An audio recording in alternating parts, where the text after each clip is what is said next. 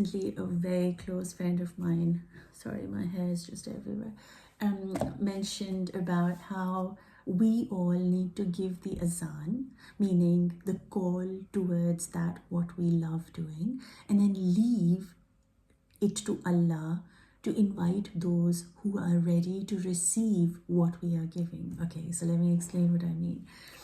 Azan is that beautiful call to prayer, meaning call to the remembrance of Allah, call to the connection of Allah that this person stands and does, right? And their face is towards this side, and the people who are coming to pray are going to be behind this person. So what's really beautiful is that the person giving the azan needs to look forward, because it's not doing the azan for the people. The call for prayer is so that he can do an act that Allah has allowed him to for Allah. He's not doing it for the number of people behind him. His reward is going to come from Allah, and the number of people that will come listening to his voice is going to be based on what Allah chooses, right? So he was chosen by Allah, his voice was chosen by Allah, his act of giving the call to prayer was chosen by Allah. So the people behind who will do the prayer is also dependent on Allah. So we don't need to, like, the person who's giving the azan doesn't need to always think about who's going to come, who's not going to come, how will I make money, when will I make money, what will happen. So we have to remove this worry of what will happen, who is going to come. And I say this for my own self also, because there's this thing, being an artist and sharing what I'm sharing, I always feel like there's this sense of insecurity that sort of comes in. It's like, I'm doing something, I'm teaching how to do art connected to, the ayats and the names of Allah. And it sounds like, what are you really doing, Humna?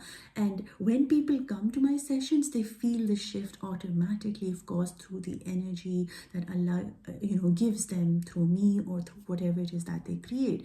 But to put it down in words, so when you are actually putting down words that are speaking about the unseen world, about the power of Allah, words are very limited. You can't really share what I'm doing. I'm teaching people how to draw, not do calligraphy, not write words, but symbolically connect their soul, be able to connect their soul to the word of Allah and create out of that. And so what happens is, it's like this insecurity goes, Amna, who gave you this power to do this, right? And I'm thinking, I don't have any power, but I just want it to be something that has helped me deepen my connection with my Allah. So that's what I want to do for other people. But there's always this thing, have you completely lost it? Like, have you completely lost? Because when I started doing it, I told myself, Hamna, are you serious? You're going to be like painting Allah's Quran. Like, who the hell do you think you are? This insecurity kind of got into, like, but I'm genuinely, that's what genuinely I want to do. And I was like, okay, so I'm painting the ayats and the names of Allah and symbolically translating them into patterns. So I have this right now here. And this was about being unique. You see, the inside were strokes that we created as we each are a stroke. And this was Surah Baqarah, I think it was 21 to 24. And it speaks about Allah challenging the hypocrites and saying, go and create a book, right, like Quran. And so he challenges these people who do not believe in him. And so through that, Allah is telling us that this book is so original. Everything I have created in this world is so original that even if you tried, I challenge you, you can't even do that, because you only know a fragment of information about Allah and His light and who He is and how this universe works. So you can only always get to the fragment information, but you can never ever be able to grasp the whole of this universe, right? So we can only try, and everything in the universe that Allah has created is original. So we kind of connected that original to us all being original. So we did the same grid. It's a geometric grid that we do. Oh, sorry, it's upside down. And then we created a brush stroke inside, which this is the space where we narrate the ayat. And in this space, we created a stroke. So everybody moved their hands in the same way, but that what got created on every single page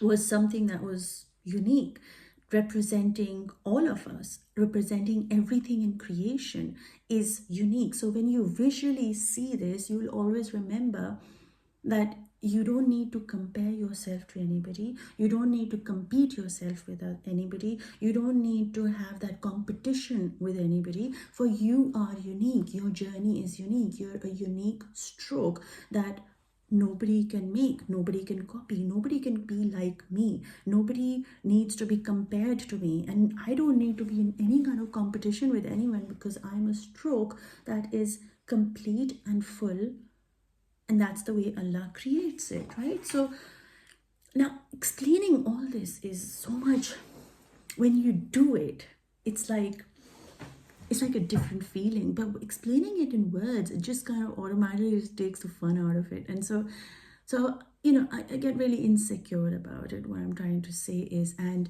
with this friend of mine really helped me bring myself into the present moment. She said, Humna, it's like Azaan. You do what you do what you love, you're doing it with the right intentions. It is up to Allah, who He allows to come and experience this kind of connection with Allah.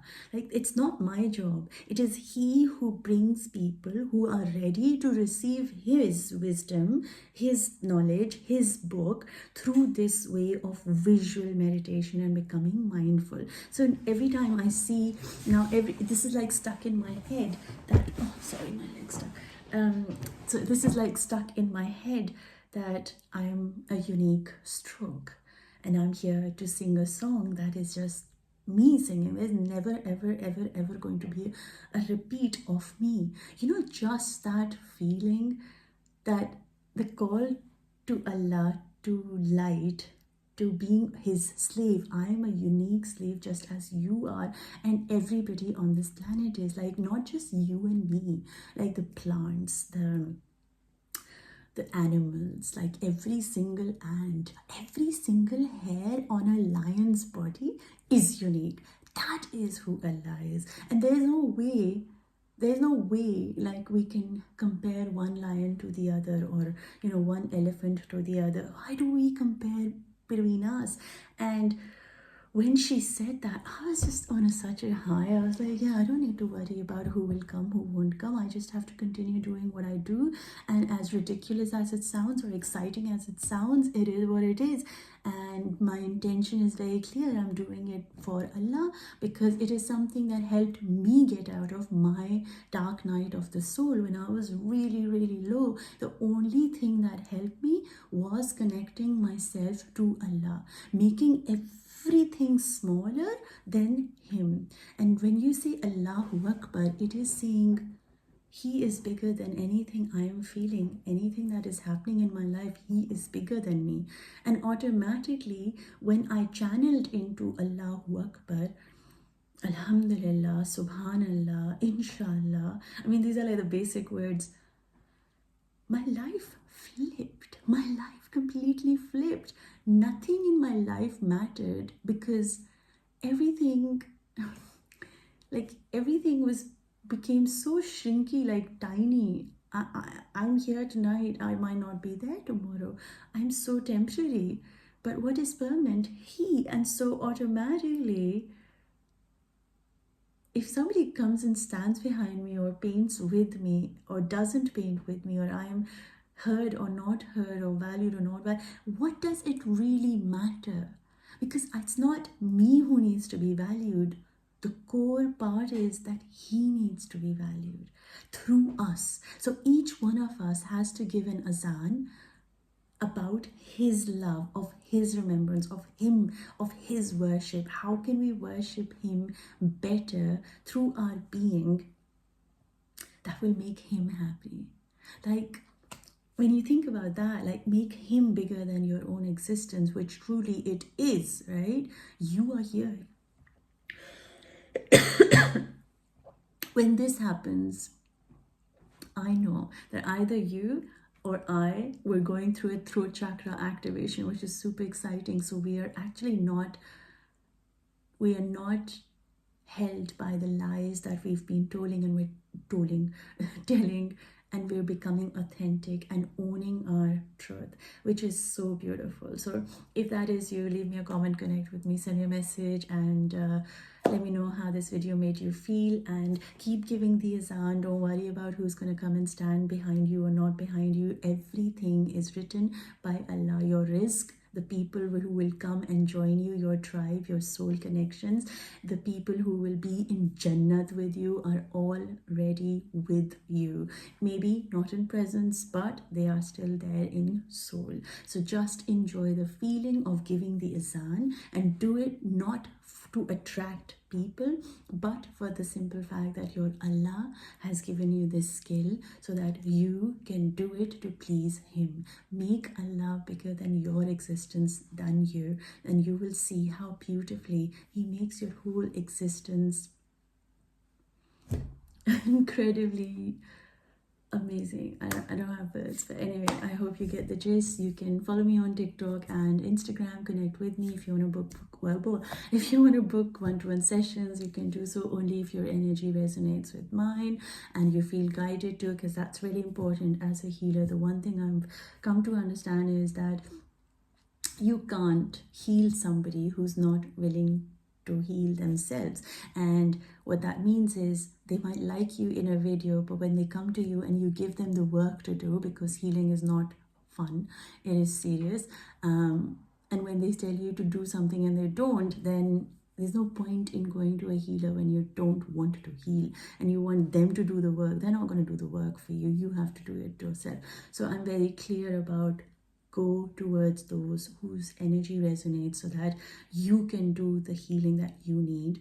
But anyway, getting off this topic. So yeah, and also if you feel like you want to heal through art like I have done, which I'm really passionate about, all the videos, everything is on my Patreon, so you can start your journey towards your light today by becoming a member there and starting it in your convenience, wherever it feels nice. You don't need to be an artist to these sessions.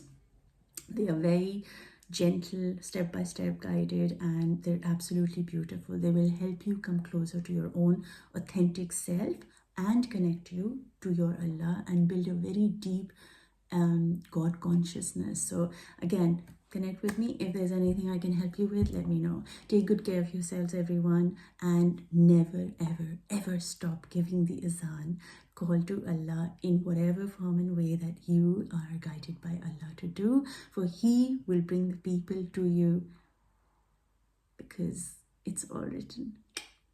Take care. I'll speak to you soon. Bye.